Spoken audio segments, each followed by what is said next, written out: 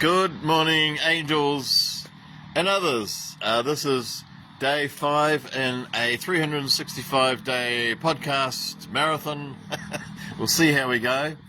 And I'd started today with 2 deep and meaningful subjects.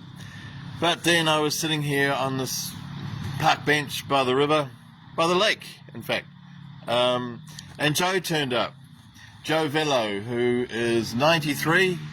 He came here in 1952. He was married to his wife for 72 years. And so he was a blacksmith, worked in the mines, and he worked in the steel mill here. There used to be 25,000 people working here in the mill. And then in 1990, that got suddenly down to 7,000 people. So he got fired, became a refrigeration engineer, and he was the first person to make 300 in indoor bowls. What do you call it? Bowling, whatever. So he had quite a life as Joe, and I just think married for 72 years. My God, if that's not love, what is? So I thought I'd come to a different part of the lake today, and it just got a little bit crazy, because it started out, I sat down, peace and quiet, and 3 seconds later the council truck turned up, and 2 very loud guys who were doing the rubbish, chatting to each other loudly about whatever, and then a few other people started to make a noise right next to me, and then Joe turned up. Nothing's gone as expected. Anyway, that's life. And Joe was talking about the madness of the world.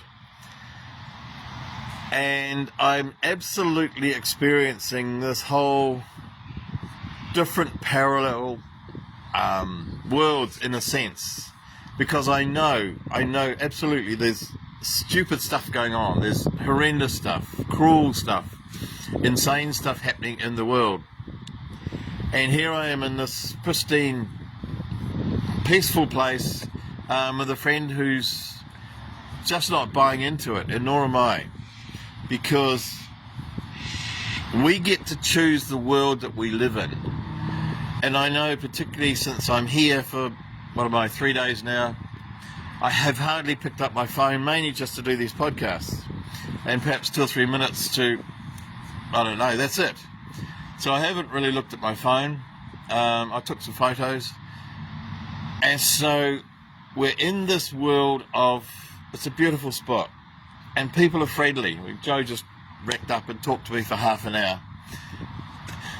And there is this peaceful world. And I know there's another one out there. And there's a political world. And there's a cruel world and a silly world. And we get to choose the one we're in. But also, I think it's really helpful to recognize that the world has always been mad. Humans have always been mad. Insane. They are insane right now, and they always will be insane. So people are sort of surprised at the cruelty in this world right now. But if we take any moment in time, I don't know, let's 1500s, when Henry VIII was around, him and his mates, all these earls and barons and that, they could just go into any village, steal a man's cattle, burn his house, burn the village, steal the men's wives, take them away and keep them as concubines for as long as they wanted.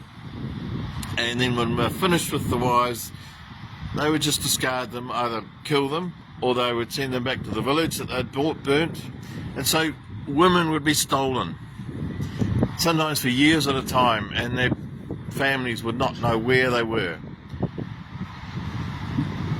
We haven't changed in the sense that there are those who are in power have no concept of respect for other people's person, property, lives, and it hasn't changed. And so I think to myself, and having done A Course of Miracles, which does say the world has always been insane, it always will be insane, and our mission is not to make it sane, but to find peace within sanity. Our mission is not to change anything. So I can't change the politicians, I can't change the whatever they are, the power brokers of this world, the puppet masters of our politicians. And it's so empowering to know I don't have to do that. I just have to settle into my own peace, my own little, gratitude. An awareness that I can choose. I can choose pretty well every moment. And even when difficult things are happening, because I had a few little difficult things happening 3 or 4 days ago, and I chose to deal with those with peace and a little humour.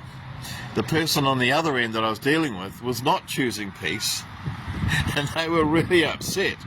And it possibly made them more upset that I was peaceful about the dispute that we were having.